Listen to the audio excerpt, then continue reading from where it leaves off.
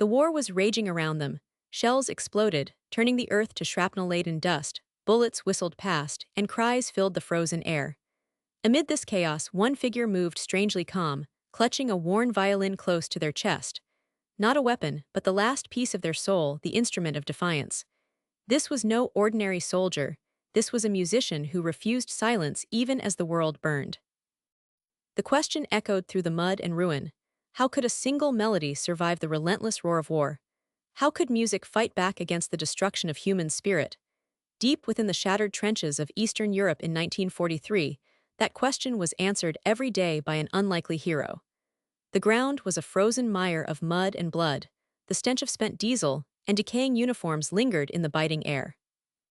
The town nearby was reduced to ashes and rubble, a ghost of its former self, where every face bore the marks of fear and loss.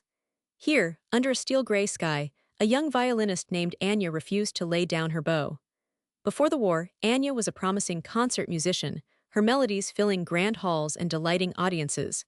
But when the invasion swept through her village, everything changed. Homes were leveled, families torn apart, and tunes that once spoke of beauty now had to whisper resilience and hope in the darkest nights. The spark came on a bitter evening when an enemy patrol stormed the trenches, voices shouting harsh orders and the clamor of weapons. With comrades huddled in frozen trenches, heart pounding like a hammer, Anya lifted her violin and began to play, a slow, haunting tune that cut through the cacophony. At first, confusion rippled through friend and foe alike. Then soldiers lowered their guns, mesmerized. The music did not stop the battle, but it changed its rhythm if only for a few moments. Word spread quickly among the ranks, the mysterious violinist who dared to sing amid shells. Secret performances followed, sometimes beneath moonlight in abandoned cellars, other times whispered across front lines through coded melodies. Each note was a message of resistance, a promise that even in suffering, humanity endured. Yet this defiance was a double-edged sword. The occupying forces saw Anya's music as a threat, something that undermined their iron grip and sapped soldiers' will to fight. They hunted the musician relentlessly, branding the violin a forbidden weapon. Night raids became commonplace, forcing Anya deeper into the shadows and silencing many of her allies. Still, the melodies escaped, delivered secretly by couriers, hummed by children in ruined streets, known by heart to those who clung to hope. The struggle was relentless. Anya witnessed friends fall to cold, starvation, or enemy fire. Every performance risked capture or death. Her fingers bled from playing through frostbite, yet the music grew more urgent, each note a beacon amid darkness, a rallying cry without words. The breaking point came during a brutal winter offensive. As enemy forces encircled what remained of the resistance, Anya stood at the edge of the battlefield, violin in hand, playing a furious, defiant sonata that defied the storm of bullets and shells. Her melody carried on the bitter wind, reaching ears and hearts beyond the front lines.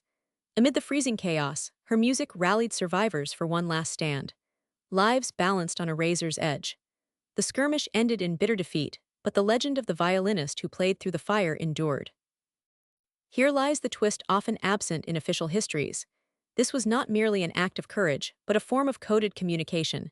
Hidden in the music were secret instructions, coordinates, and messages vital to the resistance's survival, passed undetected through enemy lines.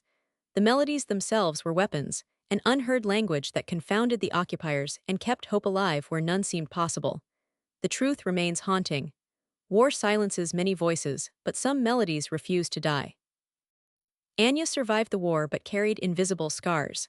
Her violin still bears the worn strings and faded notes of a time when music became a battlefield itself. Today, the story challenges us to remember that even in the darkest conflicts, the human spirit fights not just with guns, but with song and soul. The bizarre melody that defied the war was more than sound. It was survival, resistance, and the unyielding proof that humanity endures beyond rifles and bombs. Could one melody truly change the course of history?